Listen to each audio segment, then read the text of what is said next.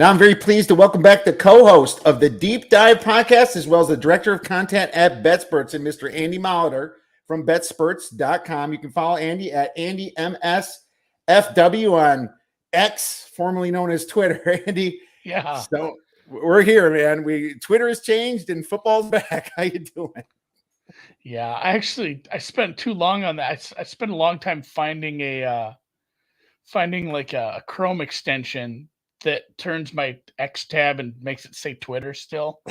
Otherwise, I just can't. The first time it switched, I had like 17 Twitter tabs open because I couldn't find it. So I just opened another one. I couldn't find it because I kept looking for the little bird. So I fixed that. I found a little workaround. But yeah, we're still out here and we're sitting here. Tomorrow is the opening day of the last weekend of preseason. Then there's a little bit of a little spell there where you get to about a 10-day stretch, and then Jesus right on top of us.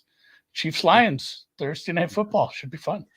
Chiefs Lions Thursday night, and that thing's been dancing between 6.5 and 7. I made some early preseason or season bets, probably July, a little bit into this month as well. I think I'm on the Rams and the Titans before the line moves at least, but not too much investment so far for me in week one. But you have that lull, and that lull just means you better start watching college football, I guess, because they'll have a couple big Sunday games. I think LSU Florida State might be Sunday. I have to.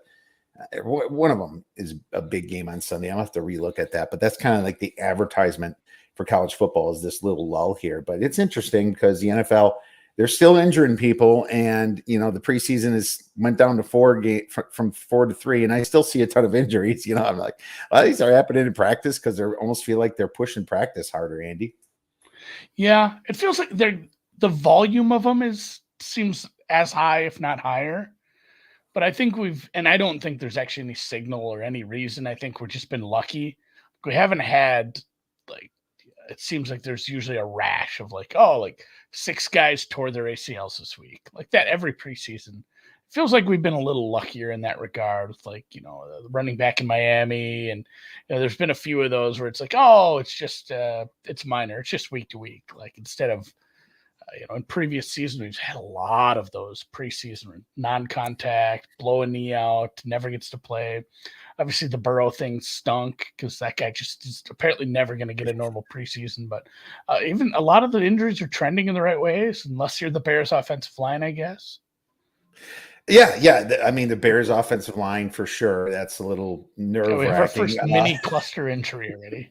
I know. You got Tevin Jenkins, and then their starter that they just drafted right at tackle is banged up. And then there's a couple other guys that they picked up is banged up. It's like it's going to be musical chairs right now. And that just makes me be like, okay, well, you know what? You didn't play Fields much, but now it's kind of like too bad. I really don't want to see Fields get banged around the last game of preseason. Now you're just going to kind of have to go in and figure it out. As a Bears fan, it's a little frustrating, but I guess if anything, you do have a quarterback that has wheels, and I guess that's the best beater of a bad offensive line is a quarterback that has legs, and they have that. He's not a pocket passer, at least not yet, and I don't expect him to be much of a pocket passer yet this year either.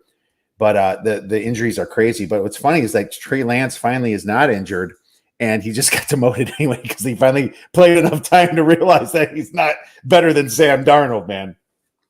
Yeah, I guess it wasn't like jarring news, but it was like, oh, man, just if you actually take a step back and look at, the whole process of how those several trades went down before that draft and what they gave up for him. And, it's crazy how we view that front office and that coaching staff with such high regard, but they've really had some unique blunders at the quarterback position. And I guess, and it's funny how then possibly just I don't ever want to call anybody Tom Brady too, but the obvious comparison is just some guy you draft super late in the draft that turns out to be like a multi-year starter. I mean, how many teams can go draft guys in the 5th, 6th, 7th round, and then it turns out like, hey, this guy's good enough to start for us for years. That sort of stuff just falling in your lap after you've angled and worked your way up and got that, traded all that stuff for the 3rd pick.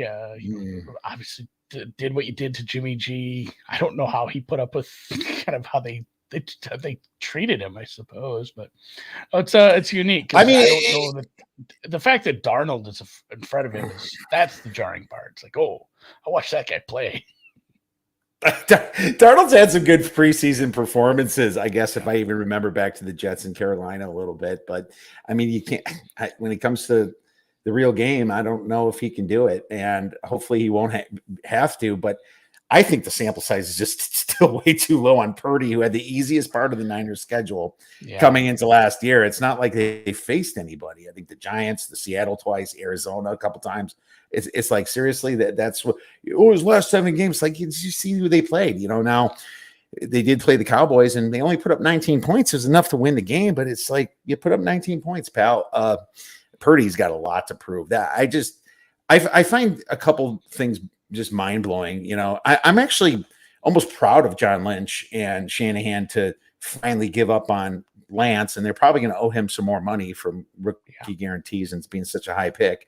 But I also just kind of think they weren't aggressive enough to get another quarterback. I don't know why they hated Jimmy G so much. I don't think Jimmy G is that great, but in the right system, he can be pretty good. What happened there, guys? It's like you got to pay a quarterback a little bit. And, there's a few other guys that they could have made an effort to get in the offseason. Now, I know that Derek Carr is not exactly the greatest quarterback, but somebody feels like they can start him, and that's the Saints. Would I take Derek Carr over Purdy right now? I'd have to say yes. I haven't seen enough from Purdy, right?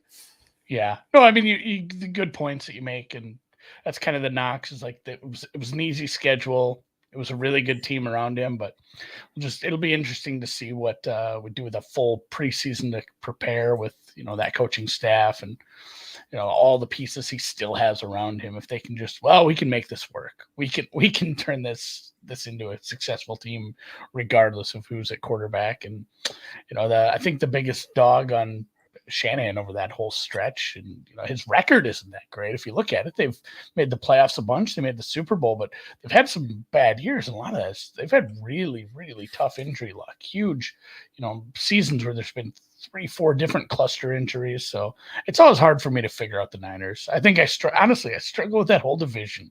I think that that entire division is my bugaboo. I guess I can tell you that the Cardinals are going to be bad. Like, I got one opinion on that division. Breaking news. I agree. It's I didn't take any totals on the Niners or futures, and a team without a quarterback. They have had bad injuries, but I mean, now that they lost, was it Williams on their offensive line? Their offensive line kind of took a hit in the offseason here a little bit. I'm concerned for the Niners, but that kind of leads me into my next question for you. Now that we've kind of went through our preseason analysis, we literally had all summer to do it. Give me a team that the market is right or wrong on possibly coming in, because that's what we care about, is the aspect against the spread. I mean, where do you think maybe there's a team the market likes too high compared to what you think, or too low? Yeah, it's tough in general. Like it depends how you look at that problem. If you're just looking at the prices on the the individual games, or if you want to look into the futures markets. I did look into the futures markets a little yesterday, and a couple things stuck out. One that stuck out, and God, I'm just gonna keep dogging on your poor Bears, but the Packers NFC price is the same as the Bears. That doesn't make sense to me, considering we talked about this just now with Brock Purdy. Like, you got to see something for an extended period of time to believe in it. And depending, how you feel about how much Aaron Rodgers was carrying things, I think LaFleur is a good coach. I think they have things semi figured out. They got Rashawn Gary back on the field. The defense could be decent. And just like, I think what we saw from the young receivers and all the pieces they put together, it's a good enough offense to like win a couple of playoff games, even with a very inexperienced quarterback. Like, they have a lot higher upside than some of the other teams up there in Green Bay, than, some of the other teams in that range, because it's still, I like what the Bears are doing, but there was just, it's one of those where it's so much of a rebuild for some of these teams. Sometimes it takes a couple years. And when, you basically didn't add any of the right pieces last year, and you start to do it finally this year, I think they're probably still a year away. I mean, they're not that far above like the Panthers and stuff. So I think the numbers on the Packers are a little long. Maybe the market's fine with them as far as a rating, as far as week one, where they should be rated, against the spread, but kind of in a long tail, high end. What's their ceiling? Their ceiling is probably doing pretty well with an experienced head coach. And it basically, like, if their defense is middle of the pack, I don't care.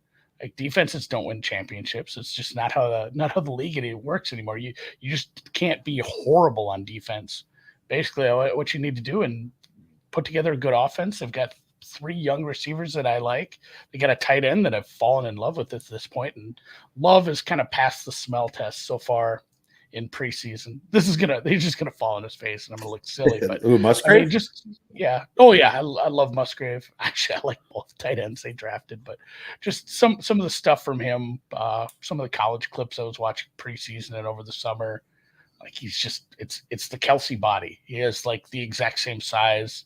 He missed some time due to injury, and some of these guys, depending on where you go to school, if you don't get all the hype in the SEC TV time, I don't know if you get, and then you add the injury on top of it. Sometimes I think you get lost in the wash a little. But I think Musgrave might be the best rookie tight end, and that's saying so because I like a bunch of them. Well, Dalton Kincaid's there with the Bills. Everyone loves Kincaid. Everyone loves, everyone loves what there's a bunch of young tight ends. Everyone's Mayer for the enamored with, and Detroit as well. But I like Musgrave. I like the receivers, and I just in an easier, weaker NFC, I think the Packers numbers are a little long right now. I don't disagree with that, and I was reluctant. I didn't make a play, but the only way I would go is the Packers +3 against the Bears week 1. And if you think about it, the Packers are so green on defense, or the Bears are so green on defense that the Packers, all they need to do is really run the ball. I mean, that's all they need to do. They have 2 great running backs. I didn't even mention them. Great point. That's just kind of this given. It's just there. We have 2 pretty good running backs. Yeah, and the best friend to a good, young quarterback's a good tight end. So if you're right on that, I mean, that's a great target for Jordan Love for either one. For Luke Musgrave or Tucker Kraft or whoever else he's throwing to. And it's not like his receivers are small, because Christian Watson and Romeo Doubs they're tall guys. Man, yeah, I hate to hate on my Bears either, but man, I'm not ready to jump on their bandwagon. I think there's a lot to learn, and now that their offensive line is in shambles right now, I'd be very cautious with the Bears the first 2 or 3 weeks until you start seeing something. The only way they can get bailed out is, I think, by Fields if he makes some miraculous move up in completion, which that doesn't happen too often.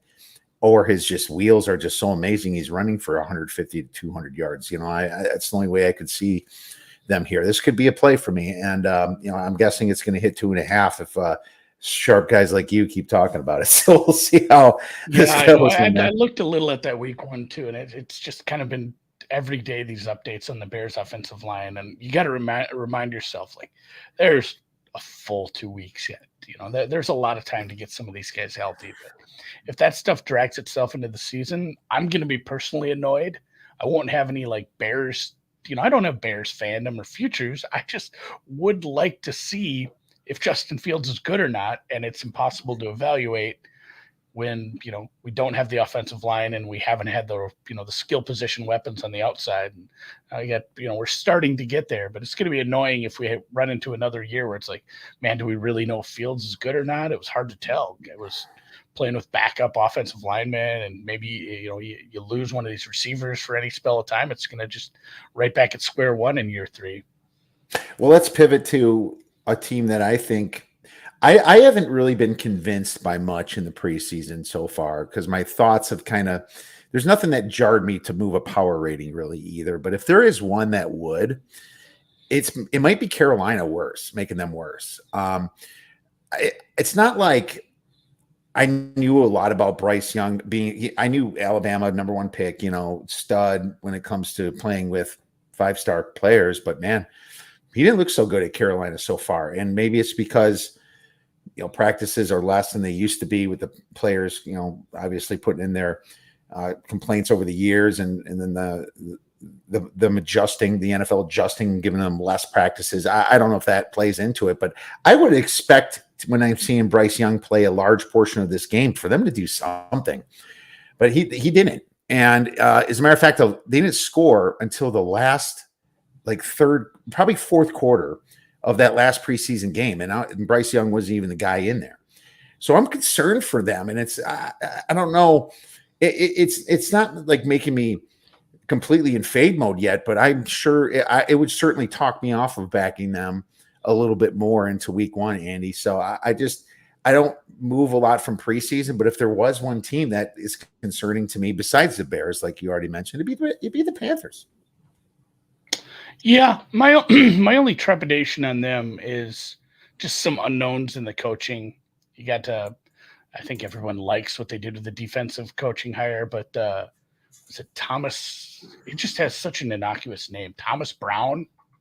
I can't even. It's just like such a play name. Came over from the Rams, and they're not 100% sure what they're doing with the play calling right now. Like they're going to turn it over to if Recht's going to turn it over to him, but he's kind of been waffling on when. So I'm a little worried about I'm worried about what's going to happen with this offense when what we've what you said, what we've seen so far is like, man, if this quarterback isn't quite ready and this offense that we're putting together is kind of in flux on who's doing what and the game plan, we don't have solid plans on what this year is going to look like. It could be a long season down there. They're in an easy division, so I think they get a little boost, but at the same time, there's some definite holes in the roster, and if you don't see an immediate kind of growth from your young quarterback, it's going to be tough sledding there for anybody. It doesn't matter what division you're in. I think that's a blanketed statement against all the young quarterbacks, to be honest with you. None of them impressed me so far. Stroud looks terrible so far. I mean, the backups are looking better than them. It's just the way it is. And we haven't seen a lot of Aaron Rodgers, obviously, on a new team yet. Russell Wilson hasn't even looked that great with a new coach. So all these new quarterbacks and new coach pairings is something that I don't want to back early. So I'm going to keep that in mind kind of coming into week one, even though I'm going to tread lightly. But let's move on to some fun stuff then. And let's talk a little futures, my man. I always enjoy listening to you guys talk futures. It's fun, because you're kind of like me. Like, I have no problem putting some pizza money on stuff. It's fun. That's what we're here for. It's the passion, of hitting something like that because you're kind of right about something you might have saw maybe more than the market or somebody else. So it's really fun for me to discuss it. But let's start right with the Super Bowl. Kansas City is obviously the favorite, and I'll share my screen here so anybody could see that, and you can see it. I'm sure you have them all memorized by now. I've been looking at this a lot. It's well, and it's fun too because there hasn't been a ton of movement, once we get this set in place. Yeah, not a ton, no. And you got your Chiefs and your Eagles up top where they've been, and then Bills and Niners sitting there in the second. The Bengals might have fell a little bit now, but they're up there too with the Cowboys. And no secrets here. Lots of hype on the Jets. I'll be honest, I haven't made a play yet for the Super Bowl. I don't think I want to. I just see these prices as, there's nothing glaring to me. I feel like the order is almost correct. Maybe I flip the Bills with the Niners or something. Maybe I flip the Bills down below the Bengals, but so what? From plus 900 to plus 1100, it's nothing that I jump at. I'd probably move the Jets down a little bit here. And then the rest of it, maybe Seattle up a little bit, not much, but I agree with the majority of it, Andy. Yeah, nothing jarring. Maybe kind of back to my early point, like the Packers being that big of a number feels a little silly considering where they're at, who they're sitting with. Like, the Patriots are the same price. The Vikings are 35-1. That's quite a bit lower. But the only real qualm I have, and maybe it's a little more apparent if you look at the AFC prices and how lumped together they are. But maybe the AFC East teams are getting a little too much love just because it is a tough AFC. There's a lot of good teams, and you have like 3 AFC East teams in the top 6. Mm-hmm. Yeah. Ravens, it's Chiefs, Bills, Bengals, Ravens, Jets, Dolphins. Those are your top 6. 3 of those are from the same division. Like, It's you can't all win the division. Winning the 1 seed is difficult as it is, especially with a team like Kansas City. So, like, there's a lot of road games involved for 2 out of 3 of those, maybe all 3 teams. End up playing, having to play a road game or 2 or 3 to make it that far to win the AFC. It just it doesn't jive with me as far as having them all bunched together like that. I would probably, and I'd like the Dolphins. I respect what they did when Tua was healthy. He was incredibly efficient. I think they're probably a little underrated. I might flip the Jets and the Dolphins if I was, making book here, but I'd probably lower them all in general and have to jack up like the Chargers, Browns, Jags, Browns, Chargers, that kind of chunk there. So a little disagreement. Otherwise, yeah, I'd like the order doesn't seem too far off. Like, it's one of those markets that's been up since February. It's going to find its level. And I just don't trust Tua's health, and it's high floor, high ceiling, probably a lower floor with Tua gets hurt, I did in that division anyway. So it's just interesting to me. But what about the conference? Do you have any plays or thoughts on the conference itself? Maybe a little bit easier of a bet. You don't have to sweat 2 weeks out on your Super Bowl play. You just finish it out in the conference. Yeah, like if I could find some decent prices, like I've talked about this a little bit. I do like the Browns upside. It's a weird rebuild, not rebuild, but I'm saying they didn't have the quarterback. They had a lot of the pieces around it. They have a very good defense. They have the skill position players, both on the outside and in the backfield. And it just kind of comes down to like the floor and the ceiling all depends on one player really. And yeah, it's probably a pretty high floor. And, like my biggest worry with, like I said, I'd consider the Packers at 30-1 to win the NFC. The concern is you have, even if they win the division, it's really hard for me to picture Green Bay being so good that they're, ahead of the Niners, ahead of the Eagles, ahead of the Cowboys. Just a 1 seed would be a really big reach for them. They're going to play some road games, and you have an inexperienced quarterback in Jordan Love playing road games in the playoffs. Like that's the tough part. Whereas Watson's played some playoff games. Watson's been around. I don't hate this coaching staff. It's kind of in that second tiers where I'm looking there. And Browns at 18-20. I like that a little bit. And honestly, the Broncos, that's another one it's 30-1. And it's another thing too, where you get to the playoffs and let's just be realistic and say they're a wild card. Let's not say they, something silly like they pass up the Chiefs, which isn't out of the realm of possibilities. Anything can happen. Injuries happen all the time, but even having to play some road games, you have an incredibly experienced head coach. You have an incredibly experienced quarterback who's both have won Super Bowls, played in. I can't imagine how many playoff games they have in between them. It's dozens. Wilson, so I wouldn't be worried about them having to go and play road playoff games on that stretch. Like maybe a little bigger number considering the top end competition. But if you can find a big number on the Broncos, I'm kind of starting to fall for the Broncos now. Where it's like, I said I don't need a great defense, but man, so even if theirs falls off a little, it's still good. It's a good defense, and there's enough skill position players that it's the same. It's the Watson argument. It's the same damn thing. Where it's like, hey, if this coach can get the high end play we saw 5 years ago out of this quarterback who still has a lot of miles on him, then this is a good team. Like it just automatically becomes a good team. And I like Peyton. I liked his progression throughout the years too. He did become more aggressive as his career went on. If you look at some of those, like Football Outsiders has their aggression indexes. He actually, I think it was, they did a baseline. Like he had to coach for so long, so you couldn't have these one-offs. But I think it was guys that coached at least 2, 3, 4 years.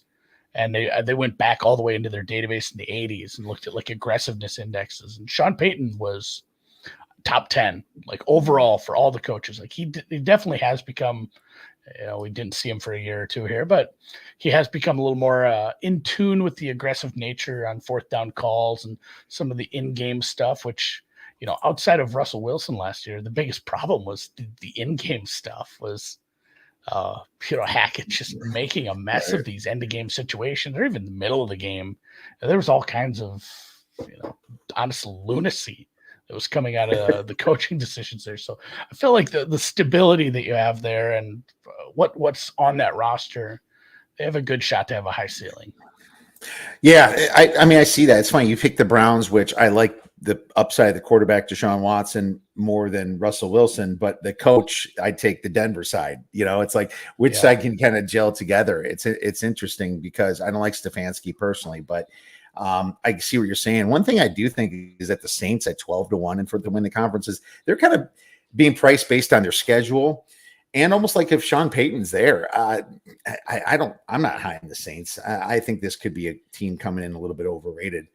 But what I did make a play that actually Drew kind of turned me on to back in the summer. And I do like the Jaguars' chances a little bit. Now, I feel like the sharper people are jumping, just from the people we know, a lot of people are jumping on the Titans side, especially after getting Hopkins and stuff like that.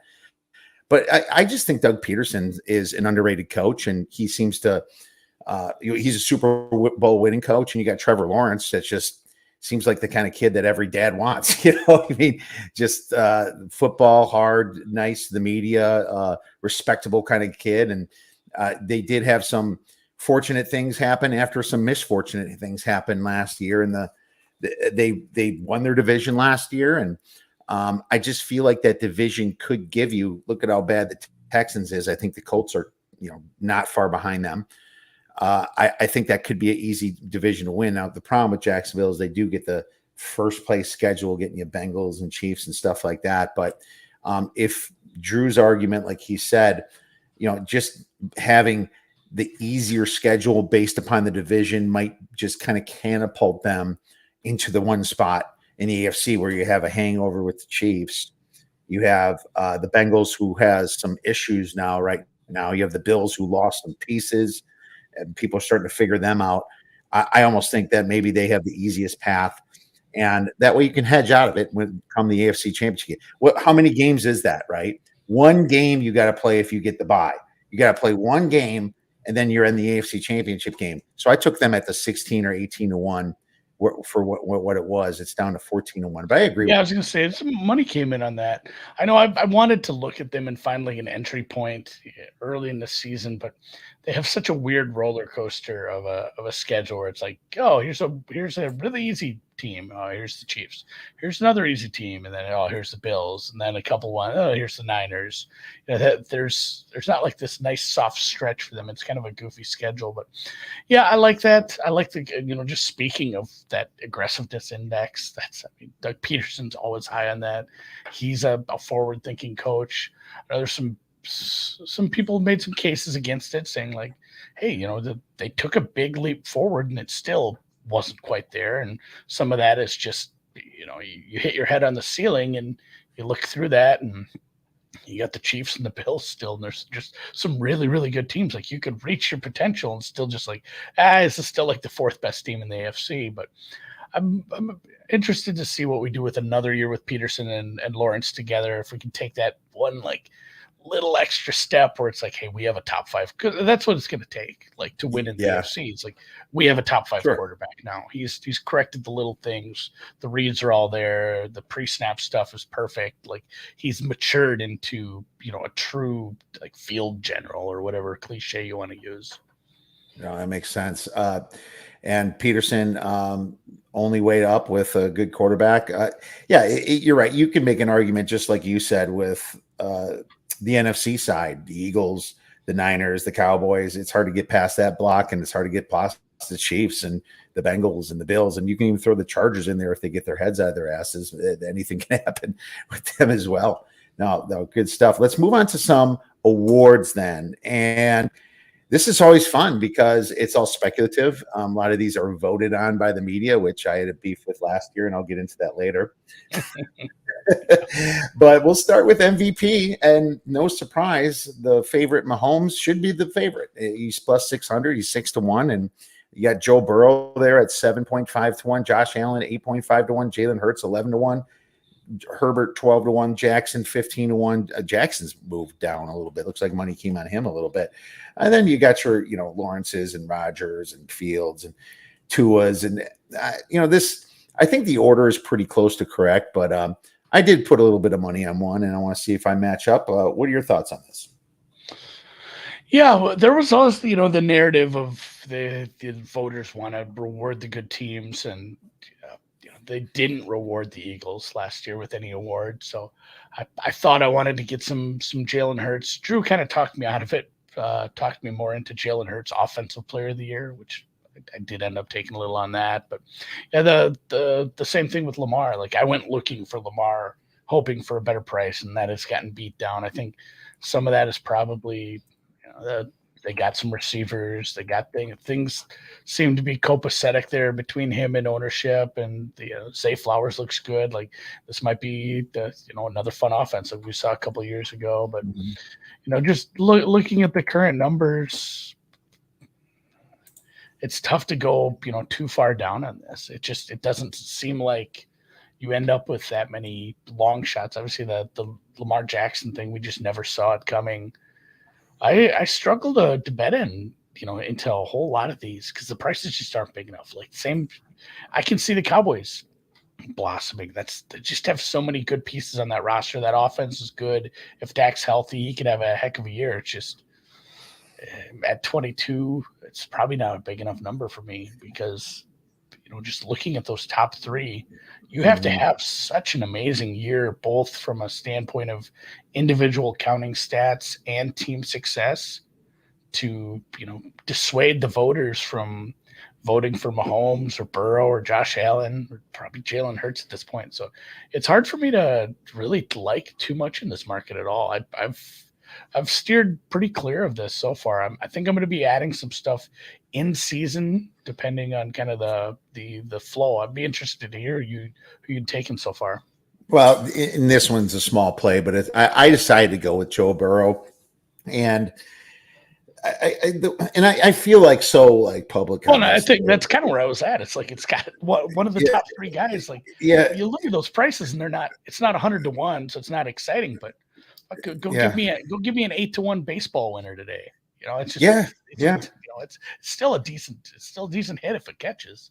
Yeah, and maybe the injury in the beginning here kind of even props him up a little bit more in the minds of people for MVP. He's really accomplished so much so far, and he's got the playmakers to help him elevate. How good Jamar Chase is. I think Jamar Chase is just as good as Jefferson. As a matter of fact, Chase was the higher rated guy coming off the draft, both playing for LSU. And, Joe Burrow, he's extremely accurate. He's played under bad offensive lines already and shown what he's had. I think in that division, he's going to have to score points. It's kind of one of those situations where he's going to have some numbers because of it. And obviously it's getting through the grind of it. And hopefully he stays healthy. And that's the biggest worry for any of these plays. So I don't advise people to take any. I think the numbers aren't that great. But, it's like we said before, I have a strong feeling for Joe Burrow. And I just think Mahomes, even though he's the best quarterback right now,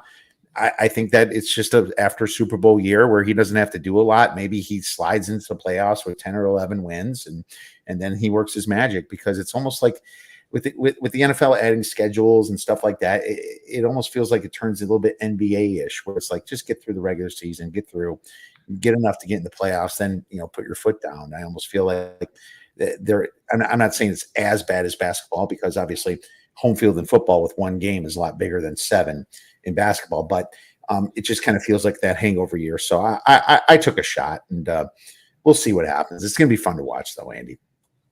Oh, for sure. And it's one of those, like, you're kind of, how good do you think the Bengals can be during this season with this schedule? It's like, if you're betting Burrow, you're kind of just betting them to get the 1 seed.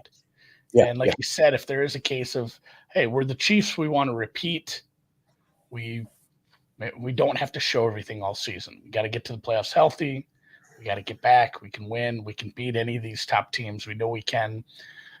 Being at home would be great, but man, if the Bengals end up I think they were going to win that game.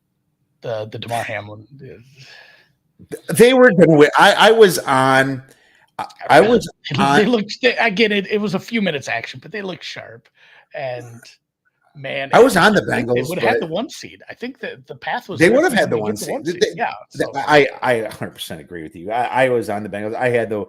They would have had the 1 seed, and that hurt them a little bit. And obviously, that horrible yeah, so personal that's what I'm foul. saying. Like they are good enough to get the 1 seed in the AFC. If they get the 1 seed and he has 5,000 yards, 35 touchdowns, he's getting some first place votes. And I think he was right there last year. Just I think what Mahomes did late in the season and the fact that it was kind of Hurts' award. Then he took a couple weeks off, and we end up just giving it to Mahomes because he just does Mahomes stuff. So I like that. If my Jacksonville bet doesn't work out and the Bengals are the 1 seed, so be it. And maybe I'll hit the Joe Burrow side of it. So Yeah. it's almost a little bit of a slight diversification. Of course, both can fail easily, so we don't need to go into being a positive EV situation or nothing like that. It's probably impossible to calculate that anyway. Let's move on to Offense Player of the Year. I thought you might have touched on this a little bit. What do you like for that? I mean, you have Jamar Chase there, which kind of matches up with Joe Burrow. Justin Jefferson, who had just a career year last year, is that repeatable? CMC at the Niners now, maybe he's going to be the only target that that can, besides Kittle, I guess, that really can go downfield. Which just depends on the quarterback. Nick Chubb, I don't like Nick Chubb there, but Justin Fields, Tyreek Hill, what are your thoughts? Yeah, it's hard to give this to a running back anymore. Like McCaffrey would just there's a lot. It's kind of a tired cliche with some of these teams that have a lot of good players because I mean everybody contributes, but there's a lot of mouths to feed.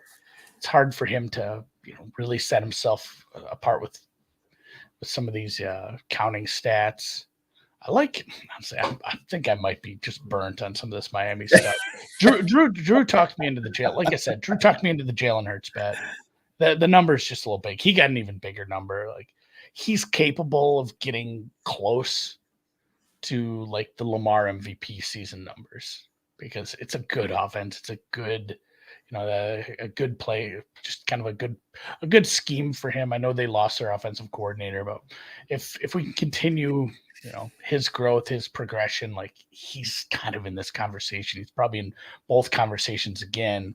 But yeah, that Tyreek Hill number being 20 when the other good wide receivers are like 11 and 13, like it was one of those things where Tyreek Hill, if Tua stays healthy all year, probably has better numbers than Way better than Justin Jefferson. Like he was already a big leader last year without. He was putting up just sick numbers like in that offense. If this jujitsu shit works, I guess if Tua doesn't get hurt this year, like Tyreek could have. We have 17 games. He could have the 2,000-yard season. He could have like one of those things. Like if a wide receiver does a 2,000er, like the guy just gets the award, right? Like you just give it to him because it's one of those things. It's just one of those amazing arbitrary numbers in our base 10 counting system that pops eyes, and we're like, oh, we got to give this guy an award. So I think Tyreek at 20 and Jalen Hurts a little further down at 30 or some looks I like. I didn't dig too much into Tua. Was he trained by an eagle fighting with Habib? Is that the jujitsu he learned, or the Russian side of it? Or? Apparently, that was you learn how to fall and not get hurt, which is a skill. I'm not sure what you're doing as a kid, but you do not fall on your head, buddy. You don't do it that way. Just learn how to not smack your head that hard on the. Oh man, I still remember that last hit. So I know. Well, it's like I just almost feel like he's so prone to it now. But I think that's baked into the price is him being hurt again, really, of Tyreek Hill, and that's kind of the reason I kind of went the under with the Dolphins myself. But it's just like I said, high floor, low ceiling. Yeah, I mean, this is an interesting situation. It would suck to have your MVP wrong and get this one right and flip-flop it. Like, let's just say Joe Burrow is the offensive player of the year, and then the other guy I pick is, MVP. I'm like, geez, seriously? Probably go with two quarterbacks on that situation, but that's all I have. I guess I'll lean to Christian McCaffrey a little bit just because I think he's going to be used so much with the Niners, especially with a bad quarterback. He's just going to get the dump offs, and they're going to be afraid to throw it downfield at some point, maybe. So, and Purdy can throw it to him. So I'll lean towards that, even though I do get what you say. Running backs are kind of falling off as of late. Let's move to defensive player of the year, my friend. And We have Micah Parsons at plus 500, Myles Garrett at plus 800, TJ Watt at plus 850, Nick Bosa plus 1200, Ahmad Gardner Sauce at 15 to 1. Who did he win that last year or defensive rookie of the year? I think he won defensive rookie Just of the year. defensive rookie. Nick Bosa was your defensive player of the year. Okay, then it kind of gets down to Max Crosby and it goes down a little bit from there. So I'll go into what I did. I threw a little bit on TJ Watt, and healthiness with the Watts is always a big question. He did hurt his pec last year, and I thought his season was over, but thank goodness he can come back. But I like this, what the Steelers are doing on defense. And I'm going to do the Steelers with two different angles here. I think with TJ Watt, he's going to have his options in these games where they're going to be throwing at the end. You know, he can get to the quarterback and make some big plays. You know, I don't see the Bengals just their run game completely succeeding. Lamar Jackson talking like he's going to throw for 6,000 yards. I mean, you see them go downfield like on 3rd and 5 where they had the game in hand in the preseason game, and just like maybe you're serious. Are you guys really going to be throwing this much? It blew my mind that they did that, and would have been 4 down territory if they get it 3 or 4 yards. But I think that Watt is going to have enough plays to get the sacks this year. I think he could be your sacks leader and make defensive player of the year if he remains healthy. So that's my thoughts. 8.5 to 1, one of the favorites. Yeah, it's hard to go too far down too, because you're kind of predicting like, hey, which defensive, backfield player will have a bunch of interceptions are a skill, but they still got to throw at you. And Right. Sometimes these best, the best corners don't get thrown at enough to get those eye-popping interception stats or something along those lines. I do have a little Parsons at 6.5. That number's down. It's one of those, another one that I was kind of waffling on. Drew talked me into it. He does love his defensive player of the year. Ever since we hit we hit Chase pretty hard for defensive rookie the one year, and it's been one of those where he kind of stayed at the top of the board. He hasn't won it. I mean, when you start naming the top defenders in the league, his name is going to be there, and it's a guy who hasn't gotten it yet. That said, this is not an award that they've been afraid to give to the same guy over and over, especially the last decade. Like J.J. Watt won it 3 out of 4 years. Aaron Donald won it 3 out of 4 years. Like, just because T.J. Watt won it 2 years ago doesn't mean he can't get it again. They definitely will just give it to somebody who's recognized as it has to be a good defense, and he has to be an absolute presence on that defense. So I don't hate the Watt play. Like, he probably would have been up there if he played the whole time. It was another one of those Purdy things where I saw stats like, they were 8-2 when he played. It's like, wow, he missed all the good quarterbacks too, kind of. Right. But it wasn't like he was bad in those 10 games. Like, he was definitely very good. He's still one of your, probably your top 3 defenders in the entire league. So deserving of that price for sure. Oh, totally. As we and you are on 2 or 3 favorites, you have some good line value on yours. I guess if I was going to look with anything, I would look at Chase Young. It's interesting with him that he didn't get picked up for his 5th year. They didn't pick him up. And so that almost kind of puts him in a contract year in a way. And he's 50 to 1. It's like, the Redskins, are they going to face a lot of passing in the 4th quarter? Probably not. And that's what you're really up against, Andy. It's like they should be down unless something happens. I'm actually a little higher than the market on the Washington Commanders anyway than the market itself. Not saying like from a perspective that they're going to be winning a lot of games, but from a perspective that they might be covering more games than people think. But Chase Young's just interesting at 50 to 1. My play is TJ Watt, and would really suck if I'm right about Chase Watt and I don't have a play on it. So we'll have to revisit that. Offensive rookie of the year.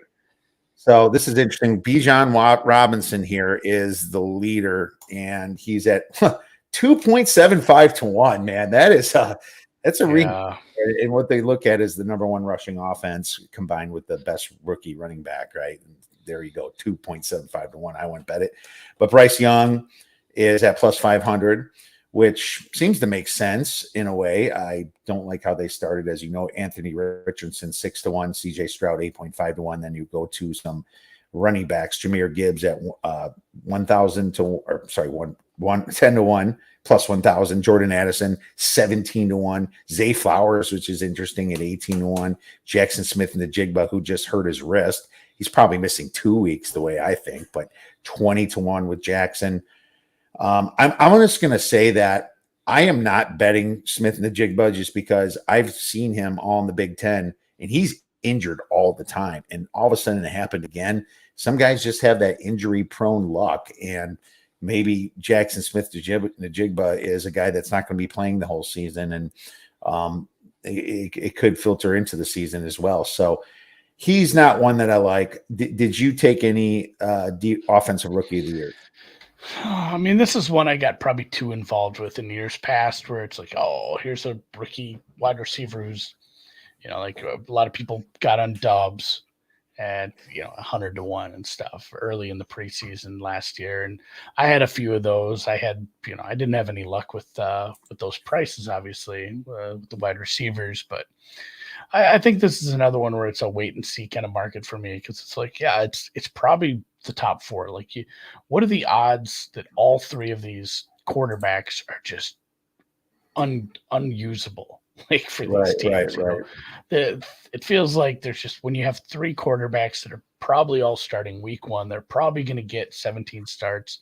It doesn't even take a winning record. I mean, it just takes, hey, you're good, you look like the future, you make a few highlight plays, the team wins a few games, you put up enough stats. Like even Herbert's numbers were outstanding. You probably won't see numbers like that from very many rookies, but a team didn't win all that many games. It just comes down to kind of the perception, and it's so easy to sell yourself on one of these quarterbacks for the media. All it takes is a few good games. So it's kind of going to be a waiting game for me. And if one of these quarterbacks has a really nice week one, I might sneak in on the other two. And, sure. Or see where the Bijan price is, see what his, understand his number is just ridiculous depending on what his usage is. There's a lot of good players down there that, and we're not super sure on what we have at the quarterback position as well. So, and, like all the wide receivers I like just aren't quite long enough. Addison, it's easy to like him, but there's a lot of targets that are obviously going Jefferson's way. Zay Flowers is probably a little short, all things considered, despite how he looks very shifty. And then you have guys that are hurt, like Shane and JS. I think he might be missing more time than even you said. He has a broken bone. Stuff. It's on his hand. The hand is what you use to catch the ball, and catching the ball is his job. So, it does worry me that he's going to miss even more time.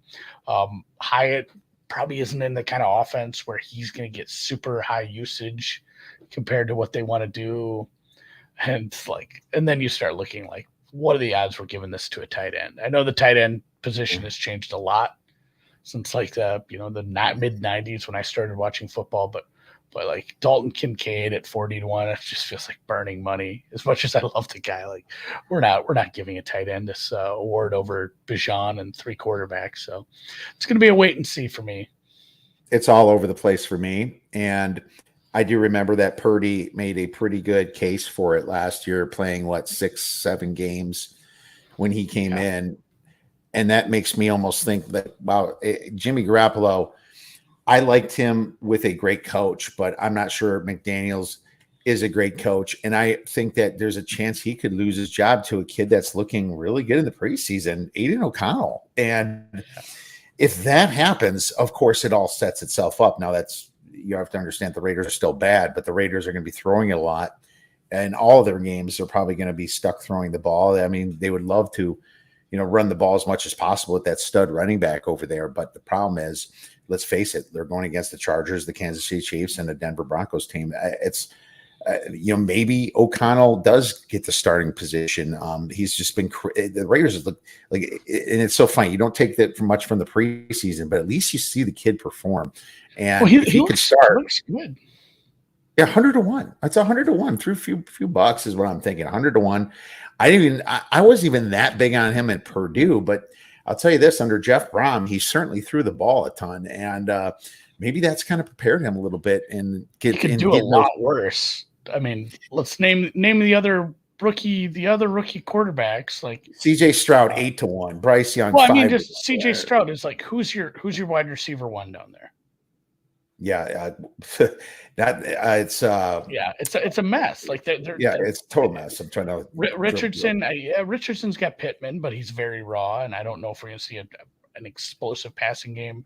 Bryce Young, and I mean the answer is none of them are Devontae Adams. Like right, none of them. You know, if you get this kid in the game, he has the best receiving threat that any of the rookie quarterbacks clearly. So. Yeah, it's funny. It's kind of you're kind of just making a long shot bet in a parlay that like Jimmy gets benched or hurt, and I mean it sounds like I was reading up on the Raiders a little today for just preseason stuff. I mean, it sounds like he's kind of locked in this 2 spot. I was trying to remember his name, Mechie, that was hurt all year from the Texans. Yeah, he was one of my rookie of the year bets. He got hurt and then he had the illness too. But there's just a lot of 2s down there, a lot of unknowns. I like Robert Woods was good at one time. Yeah, it is a lot of unknowns, and it's a messy. It's messy. So I say, why not just have fun with it? Take the long shot, because it wouldn't shock me if none of these guys are up top when it all says, and they give it to a quarterback. You got Bijan Robinson as an offensive rookie of the year. That's beatable with a quarterback. And, they all look like crap. So just take the better odds is almost way that I kind of look at it. All right, let's go to defensive rookie of the year then, Andy. And I'm going to let you go first. I do have a play on this, but I want to see what you have to say about the board. Will Anderson 4-1, Jalen Carter 7-1, Christian Gonzalez 9.5-1, Tyree Wilson 10-1. Then you get to the cornerbacks. Witherspoon's 10-1, Jack Campbell 14-1, Van Ness 15-1, Forbes 20-1. It kind of goes down from there. Yeah, just a small bet on Lucas Van Ness. More Packers love by me, I guess. It's just going to come down to usage, like the way they're going to run this pass rush, this defensive line. He should see plenty of action on the field. Will Anderson, I get it. I get the price, but and I did make a case for this last night. There's a chance that defense is okay, but it does help to be on a defense that's regarded well, which I don't know if the Packers will quite get there either, but the number's at least 3 times as big. So I like that a little bit. The Jalen Carter one is really tough to handle.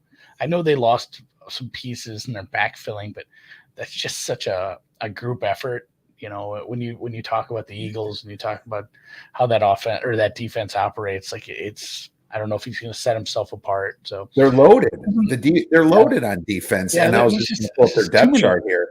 Yeah, I mean, God, they drafted a guy from Georgia last year. I just went to the Seahawks, and he didn't even start, and he should be a starter this year.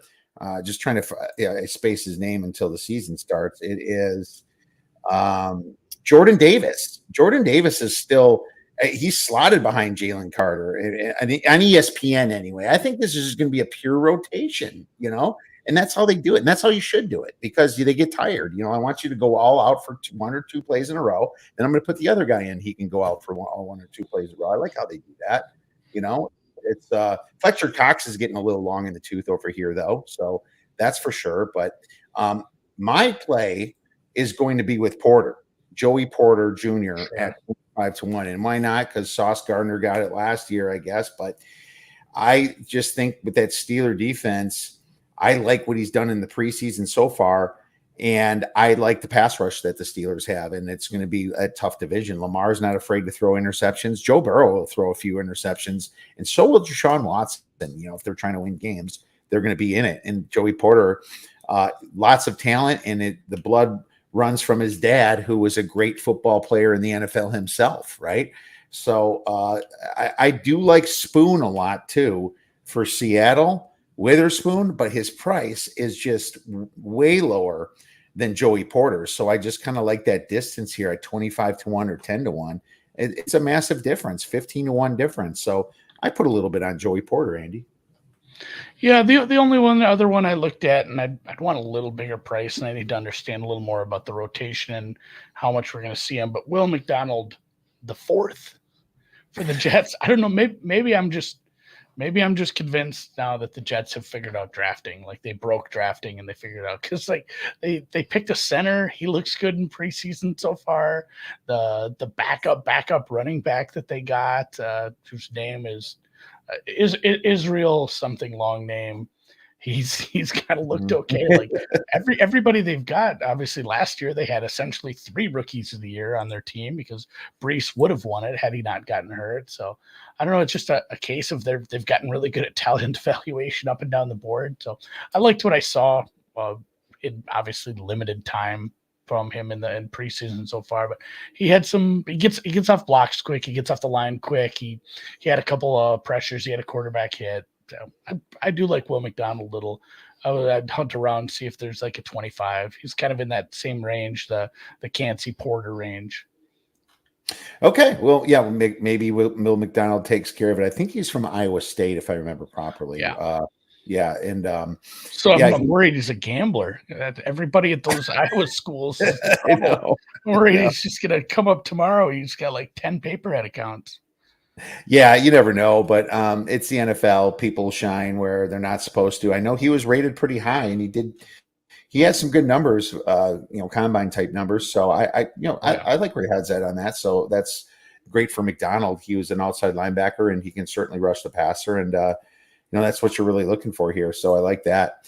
Let's move on to Coach of the Year, my friend. And I'm just gonna be honest with you. I'm bitter at this one, Andy, because I had somebody last year that I thought should have won it, and they gave it to Dayball, who, don't get me wrong, I had Dayball as number 2, but I don't know where you sit on this because I'm talking about Doug Peterson.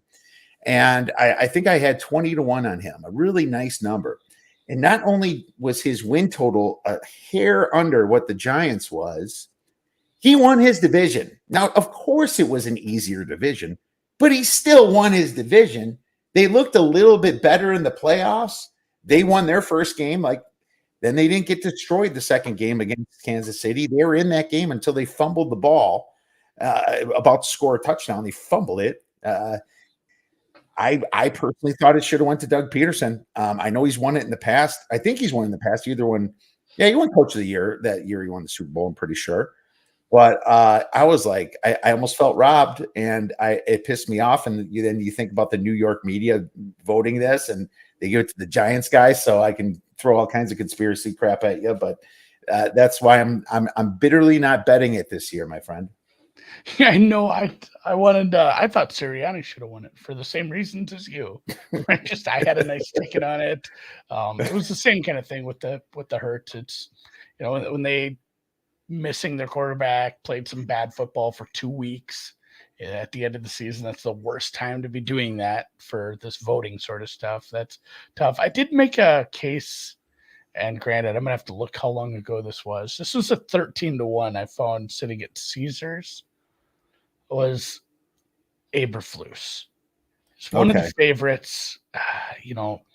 If the Broncos do anything, Sean Payton's numbers going to shoot way up. Obviously, if the Falcons' offense work, people seem to want to give this to Arthur Smith.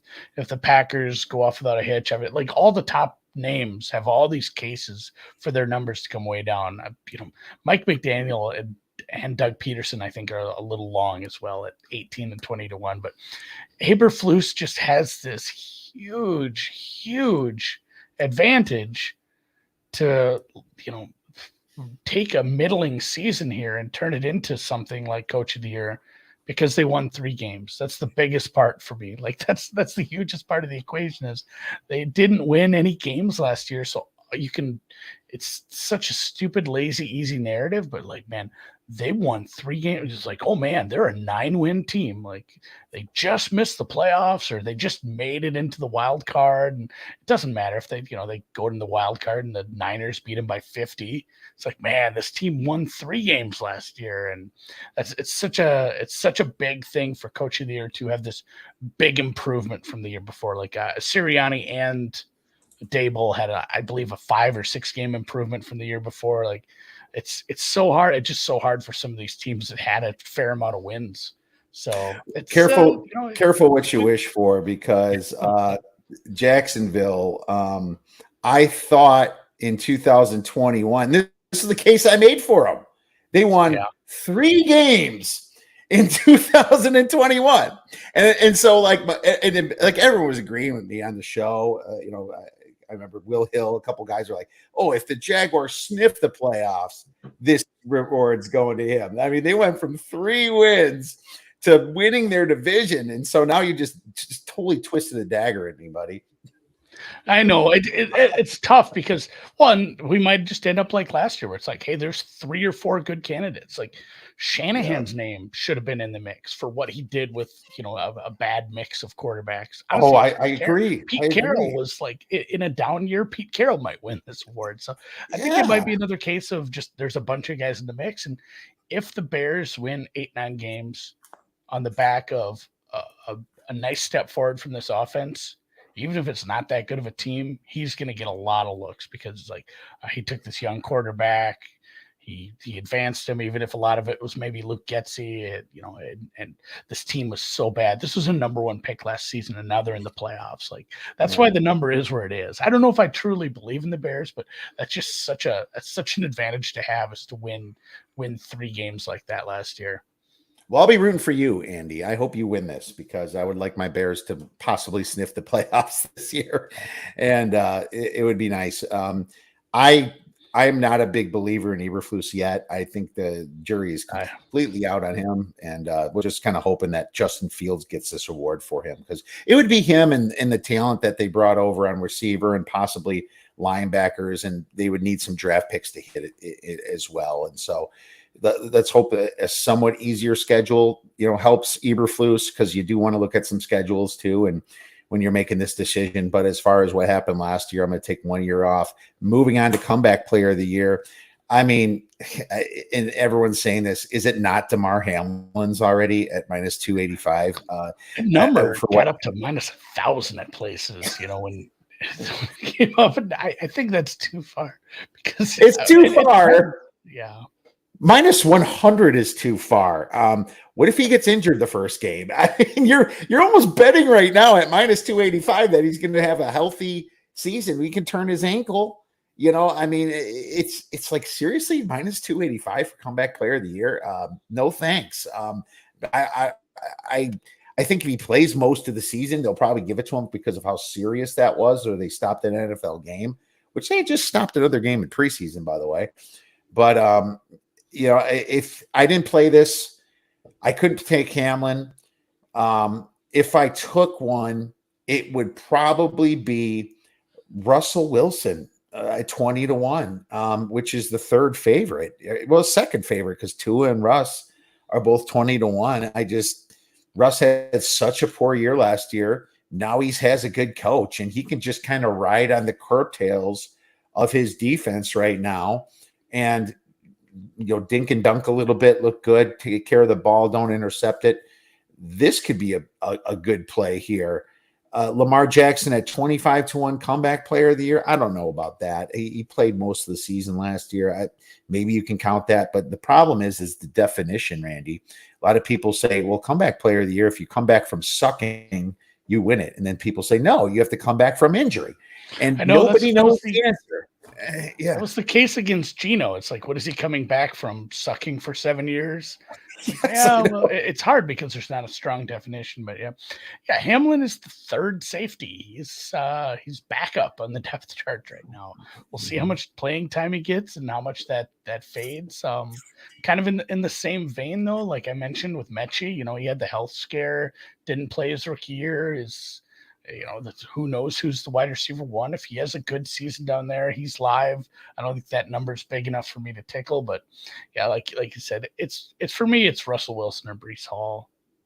And I think that there's some lingering, like, voters are human, and if Breece Hall has a good year, there's going to be voters who are like, man, I had this guy penciled in for rookie of the year. We're going to give this kid an award. If he goes out there, plays well this year, has a good season, the Jets are successful, he'll get votes just because it's there is a little bit of a subconscious narrative that he got screwed out of a major award already, already only playing in the league for half a season so far. Well, he got screwed when they signed Delvin Cook. I mean, that's Yeah. another issue. I mean, now he's going to be sharing carries, and they didn't pay Delvin to sit on the bench. I think it's going to be 50-50 at best for Hall there. So I'm concerned about that. And I'm sure the number adjusted when they picked him up. But I hate the reason that Russell Wilson could win it because he sucked last year. Yeah. At least I guess he's come back from because he was good at one point. So you can say that. But with Geno, he was never good. He didn't come back. He just all of a sudden blossomed, so that was weird. And then John Mechie, he was injured the first year, but he's not coming back because we don't know what he was either. So the definition is just not there. And that's what makes this such a crazy award. But when your favorite is minus 285 and the rest of the guys are like 20 to 1, 25 to 1 and stuff like that, it might be a little bit more serious thing I should look at. It's just kind of strange. I'm trying to figure it out and I can't. Yeah, no, I think what did you come back from? You came back from Nate Hackett. Came back from Nate Hackett. Yeah, coming back from that. Would you talk about my coach like that, Andy? Rogers. Oh yeah, that was a whole thing last year, man. I'm trying to think who even it was. I believe it was Geno Smith last year. Well, yeah, I think Geno Smith won it. Yes. And yeah, it's like, well, what did you come back with? Yeah. What did you come back from? You came back from. Was he there for the Gase years? When he was there with the Jets? I'm trying to think of his. It was like 2014, 2015. I'm trying to think who was even coaching in that season for the Jets. But yeah, he wasn't good off the bat, man. It's fun to talk about because it's fun to talk about, but hard to bet because we don't have a definition. It's like you said, it's like we've had people winning it coming back from never being good. We've had people winning it coming back from being good, and we've had people winning it coming back from injury. So who's they're really giving the comeback from injury this year the favorite, but it's just something that I'm gonna look at a little bit more after the show and see if I can maybe kind of drum up some sort of small pizza money. Well, truthfully, like I've had nice hits over the years. Like you place enough futures, you're gonna win some bets.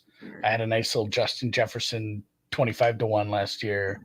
The things that I'm not going to take any credit for Burrow, Heisman. Obviously we know the group behind putting people on that, but those are awesome and you always remember them. But some of the best ones I've had in this futures market, and something I still think about, and I think other people should think about, are placed in the last few weeks of the season, or even, during the playoffs, like when these markets are still up. It was back to New York. It was Saquon. Like when Saquon won Rookie of the Year, God, 5 years ago now.